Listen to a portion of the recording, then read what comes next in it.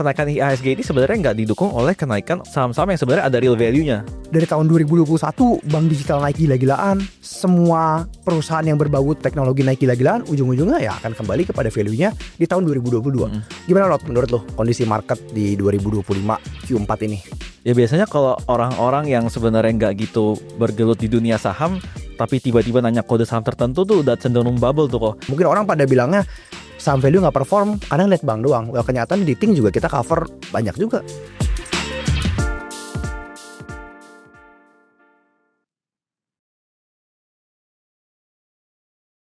Halo teman-teman, welcome to Chatting. Nah, sama Arnold kali ini kita ingin ngobrol-ngobrol santai aja.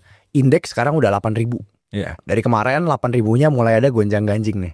Ya, saham-saham konglom udah mulai koreksi, sedangkan saham-saham fundamental itu banyak yang turun terus. Biasanya kalau kata orang-orang kan ketika indeks lagi all time high, tapi yang menyupport indeks tersebut adalah saham-saham yang mungkin secara fundamental tidak begitu kuat. Ini pertanda bubble, ya, pertanda crash. Nah, apakah benar? Ya, pasti teman-teman nonton video sampai habis ya, ikutin perbincangan kita dari kacamata value investor tentunya ya. Kalau mau tahu pandangan kita mengenai market kondisi saat ini. So, tanpa berlama-lama lagi, gimana Rod menurut lo kondisi market di 2025 Q4 ini?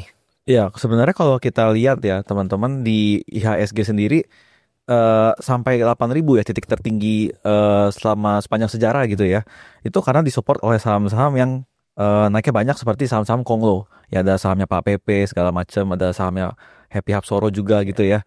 Jadi kalau kita lihat memang IHSG ini naik banyak ya karena disokong oleh kenaikan saham-saham tersebut gitu loh. Sedangkan kalau di sisi berbalikannya itu ada saham-saham lain yang sebenarnya secara labanya besar, kinerjanya bagus, sebenarnya gak turun banyak, tapi justru harga sahamnya turun banyak. Contohnya seperti saham-saham banking gitu. Nah fenomena ini kalau kita bisa lihat sebenarnya sedikit agak aneh. Kenapa? Karena ya kenaikan IHSG ini sebenarnya nggak didukung oleh kenaikan oleh saham-saham yang sebenarnya ada real value-nya gitu. Ya, jadi gue setuju sih pas lo bilang sekali lagi ini no discredit ya buat teman-teman yang ada untung dari saham konglo ya, congratulations, at the end kan itu keputusan teman-teman. Cuman di sini video kali ini kita ingin bahas dari kacamata investasi jangka panjang gitu. Kalau gue lihat ini sebenarnya bukan fenomena yang baru juga, Not. Ya kemarin gue sempat sharing di grup. Kayak kita ambil contoh paling gampang deh. Kalau teman-teman yang mulai invest saham dari tahun 2020 pasti inget zaman-zaman 2021 itu ada yang naik gila-gilaan juga, Not. Saham apa inget ya lo? Teknologi. Ah iya, that's it. Saham-saham bank digital. Pokoknya semua hal yang berbau teknologi digital itu dipom-pomnya gila-gilaan. Yeah. Pokoknya perusahaan dikit disenggol teknologi, disenggol e-commerce, ada jualan online, langsung sentimennya seolah-olah bagus. Padahal kalau kita cek lebih dalam, perusahaan di Indonesia yang bener-bener jualan teknologi itu hampir nggak ada at that time gitu ya. Kalau kita ngomongin bank digital, BCA juga bisa ada core versi digitalnya. Yeah. Kalau kita ngomongin perusahaan jual online, ya produknya kan produk consumer goods juga. Online bisa ya, juga. Online itu kan cuma salah satu media, bukan katakanlah perusahaan di Amerika yang Google.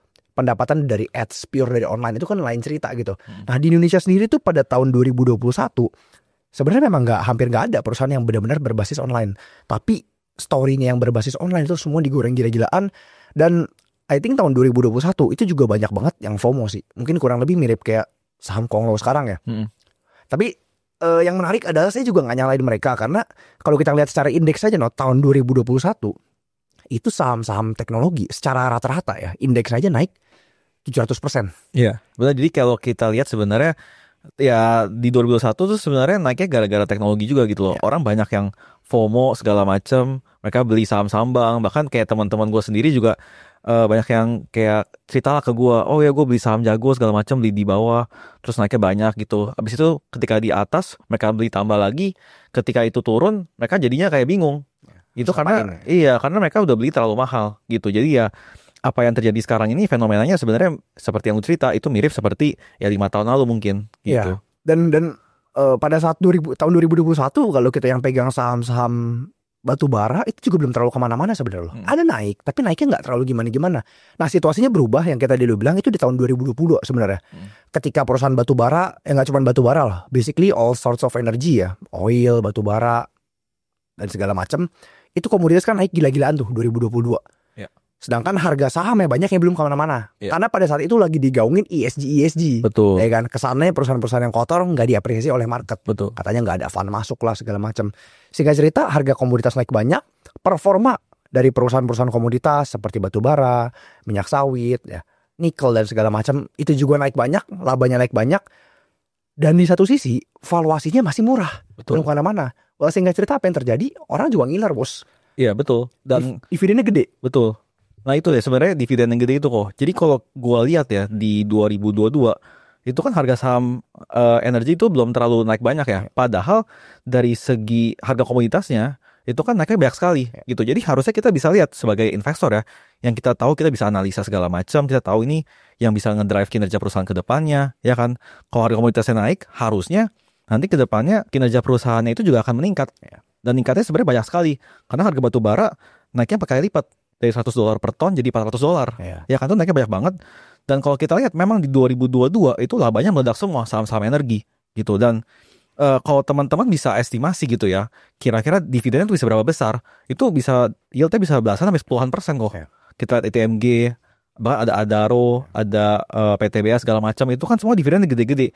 Ya pasti ujung-ujungnya orang akan cari duit dari situ, ya kan. Orang pasti tertarik untuk ya ujung-ujungnya gue mau dapat dividen dari situ yang besar sekali. Ini the real productivity, cash flow gitu kan. Betul. The real productivity ya uang yang produktif. Jadi ketika kita membeli suatu bisnis itu harus menghasilkan. Iya dong. Ujung-ujungnya kan semua bisnis untuk make profit. Jadi gue setuju pas zaman-zaman 2022 mungkin teman-teman yang udah ngelewatin atau belum ngelewatin itu pasti tahu lah kondisinya. Ketika 2022 saham-saham teknologi yang valuasinya udah per ratusan kali. Pada saat itu mulai muncul banyak valuasi-valuasi baru tuh. Growth at all cost, GMV lah. Price to sales lah. Ya sekali lagi kita nggak ada masalah dengan itu. Cuman ya at the end semua bisnis itu pasti harus profit. Kita ngomongin bisnis yang baik. Beda cerita kalau bisnis memang dengan kepentingan yang lain. Contoh, karena untuk kepentingan negara, itu lain cerita lah. Kan ada memang hal-hal tertentu kayak gitu. But in general case, semua bisnis pada akhirnya itu udah pasti harus profit.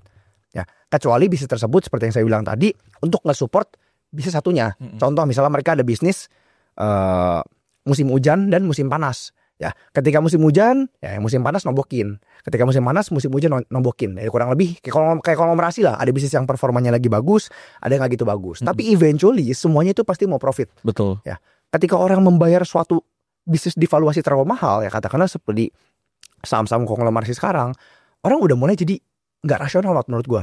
Banyak teman-teman gue yang sebelumnya nggak gitu tahu soal saham udah mulai nih, udah mulai ngikut-ngikutin, nanya-nanya, saham Pak PP, ya, untung terus segala macam. Ya biasanya kalau orang-orang yang sebenarnya nggak gitu bergelut di dunia saham, tapi tiba-tiba nanya kode saham tertentu tuh udah cenderung bubble tuh kok. Cenderung. Iya sebenarnya kayak dulu kan kita lihat kalau teman gue nanya jago, ini gimana nih menurut lu prospeknya segala macam. Itu gue udah cenderung udah agak was-was. Sekarang orang banyak yang nanya ke gue, ini saham Pak PP gimana? Ada CDI segala macam. Itu gue cenderung udah agak was-was nih. Gue merasa ini takutnya agak bubble gitu. Ya. I agree sih, tapi disclaimer juga bukan asli kita bilang bakal pecah, we don't know, kita nggak bisa tahu. Cuman poin yang kita ingin sampaikan adalah fenomena seperti ini bukan suatu hal yang baru. Dari tahun 2021 bank digital naik gila-gilaan, semua perusahaan yang berbau teknologi naik gila-gilaan, ujung-ujungnya ya akan kembali kepada value-nya di tahun 2022. Mungkin dalam kasus teknologi kemarin butuh waktu 2 tahun baru akhirnya kembali kan. 2020, 2021 saham tech gila-gilaan, 2022 baru kembali kepada normal. Ya, mungkin saham Konglo ini juga sama nih udah 2 tahun, 2024, 2025 ini yang menjadi spotlight panggung semua lah. Pertanyaannya apakah 2026 masih menjadi spotlight panggung? Well, kita nggak ada yang tahu sejujurnya. Cuman berdasarkan sejarah dari 2021, bahkan kalau kita tarik lebih panjang ke 2008 di saat batu bara lagi jaya-jayanya, ya ada saham, teman-teman pasti tahu saham legend apa itu yang naik gila-gilaan dan ujung-ujungnya pada kesapu bersih semua. Ya, ujung-ujungnya pasti akan kembali kepada value-nya. Iya, mungkin kayak kalau gue ingat ceritanya itu dari segi yang Warren Buffett. Ya kan dulu 2021 harga saham teknologi di Amerika juga naik banyak. Ada fund manager namanya Cathie Wood ya. Dia itu juga banyak invest di teknologi saat itu. Dan memang kalau kita lihat kinerja dia itu naik banyak juga fundnya dia gitu. Sedangkan Warren Buffett cenderung stagnan gitu kan. Orang banyak yang nanya nih, value investing is dead mereka bilang ya kan. Terus kalau kita lihat Warren Buffett ini kinerjanya ya kurang bagus dibandingkan dengan Cathie Wood. Tapi kalau kita lihat sekarang, kita tarik lebih panjang waktunya. Sekarang kelihatan siapa yang akhirnya bisa beat the market, siapa yang di sini kita bisa lihat memang secara jangka panjang bisa membuktikan performanya gitu loh. Dan secara konsisten, ya Warren Buffett sebenarnya. Karena memang beliau itu investnya di saham-saham yang ada value-nya, yang bisa ngasilin cash flow segala macam gitu. Sedangkan kalau ya Cathie Wood, bukannya kita mendiskreditkan beliau, tapi memang kita lihat mereka beli ketika harganya lagi tinggi, lagi pada FOMO segala macam. Ya sekarang kelihatan kinerjanya seperti apa gitu. Ya, agree. Dan Mungkin satu notes juga ya buat teman-teman yang baru masuk di pasar saham. I think banyak orang itu seringkali meng-underestimate yang namanya jangka panjang, Not. Ya. Kenapa saya bilang meng-underestimate? Karena bagi mereka 1 tahun itu udah panjang. Well, seperti yang lu bilang, Warren Buffett ketika 2020 sampai 2022 atau 2023 kalau saya nggak salah, itu performanya kalah jauh dengan Cathie Wood. Itu selama 2 sampai 3 tahun tersebut, semua berita bilangnya has Warren Buffett lost its touch. Apakah Warren Buffett udah keluar dari performanya? Ya, tapi sekali lagi ini bukan fenomena pertama kali. Bahkan kalau teman-teman baca biografi Warren Buffett dari tahun 1900-an udah berkali-kali. Ya. Tapi satu hal yang sangat amazing dari beliau adalah dia nggak mau maksain invest di hal-hal yang valuasi udah mahal. Betul. Ya, kita nggak FOMO, ya. Beliau nggak FOMO, nggak cuma ikut-ikutan. Pada akhirnya pelajarin bisnisnya. Ya, kita nggak anti kok sama-sama teknologi. Kita nggak anti juga sama saham konglomerasi. Selama valuasi dikasih murah. Betul, setuju. Dan kalau bicara soal Warren Buffett ya, kita lihat sebenarnya dia itu orangnya cukup konsisten, nggak gitu terpengaruh sama orang lain, dan dia punya prinsip gitu loh. Dia dari dulu udah nerapin pendekatan value investing. Dia mungkin pernah lihat market itu stagnan, sampai mungkin dia nggak untung terlalu banyak, tapi selama puluhan tahun dia tetap pakai prinsip yang sama, dan itu yang membawa dia sampai di titik sekarang sebenarnya. Bisa akhirnya konsisten terus ngegulung returnnya gitu. Jadi menurut gue ya teman-teman ya di sini harus temuin prinsip yang kalau bisa long lasting, generate beneran profit tapi jangka panjang. Jangan cuman sekali doang profitnya gede tapi nanti tiba-tiba jadinya turun gitu. Nggak konsisten lah kita bisa bilang. Kayak Bruce Lee bilang, latih satu tendangan 10.000 kali. Betul. Bukan punya 10.000 macam tendangan. Ya, sekali lagi kalau ditanya kenapa kita masih pro terhadap value investing, karena balik lagi, kalau kita tarik dalam jangka waktu panjang, ingat ya, setahun itu pendek, 3 tahun pendek, 5 tahun, bahkan itu sebenarnya masih belum panjang. Kita ngomongin at least 5 sampai 10 tahun ke depan. I think berdasarkan sejarah, value investing itu selalu works. Cuman memang bukan artinya setiap tahun pasti konsisten naik. Betul. Dan kenyataannya even di kondisi sekarang aja masih banyak kok saham-saham under value yang perform juga, selain perbankan. Mungkin orang pada bilangnya saham value nggak perform karena lihat bank doang. Well, kenyataan di Ting juga kita cover banyak juga. Ada sawit naik banyak, ya kan. Ada juga saham-saham EBT ya, itu ada cover dikit-dikit, itu juga naik banyak.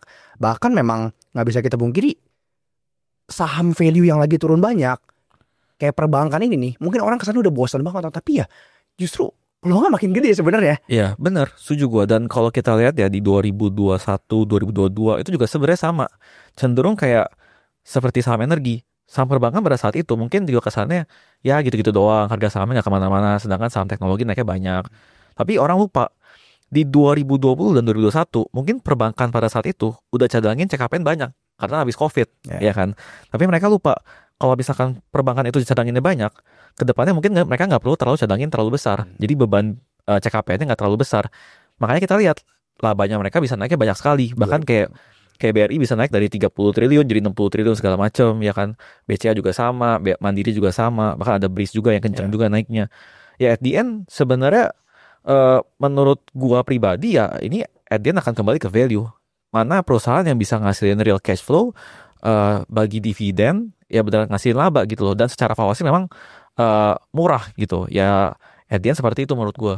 Ya, I agree sih ya. Jadi baik, sekali lagi sekarang kalau misalnya sekalian kita cerita sedikit ya, gue bilang ke teman-teman gue, oh cuy lu lagi lihat saham, gue bilang belak-belakan kok, oh gue lagi lihat perbankan murah. Pasti bilang apa? Aduh nggak ada yang masuk, fundnya pada keluar semua segala macam. Ya gue juga nggak debatin, tapi dalam hati gue bilang ya justru itu. Iya betul. Karena nggak ada yang masuk ya gue masuk. At the end ya kalau kita mau mendapatkan return luar biasa ya kita harus berani berbeda. Ya pikirnya ya kebalikan dari orang lain. Ya maksudnya berpikir kebalikan dibandingkan dengan most of people. Yes. Gitu.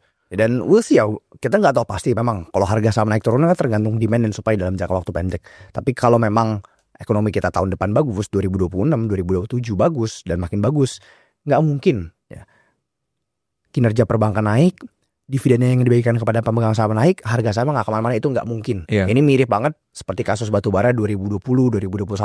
At the end ya apakah yang kita ngomong pasti benar, apakah teman-teman masih percaya omongan yang lain, we don't know, only time will tell. Ya biarkan waktu yang membuktikan. Tapi dari tim kita sendiri kita sangat yakin bahwa soalnya di saat orang lain pada ragu dengan value investing, justru kita harus semakin kuat karena disitulah biasanya dapat kesempatan yang paling besar. Betul. Ya. Untuk teman-teman yang mungkin udah hold saham bang nih lama, aduh nggak naik-naik, ya inilah memang ujiannya. Kalau misalnya kita beli saham langsung naik seminggu kemudian, sebulan kemudian, itu semua orang bisa. Yeah. Seperti kata Warren Buffett bilang kan, only when the tide goes down, ya ketika ada surut baru kelihatan siapa yang berenang telanjang. Yeah.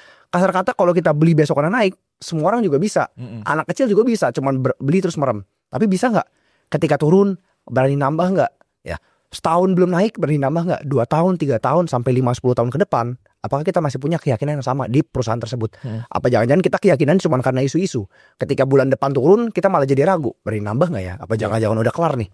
Nah, I think that's it ya. So teman-teman pastiin untuk teman-teman yang ingin belajar value investing lebih dalam, bisa coba klik link di bio kita untuk join 30 day program. Dan untuk teman-teman yang mungkin masih ragu nih, aduh kayaknya belajar investasi susah deh ya.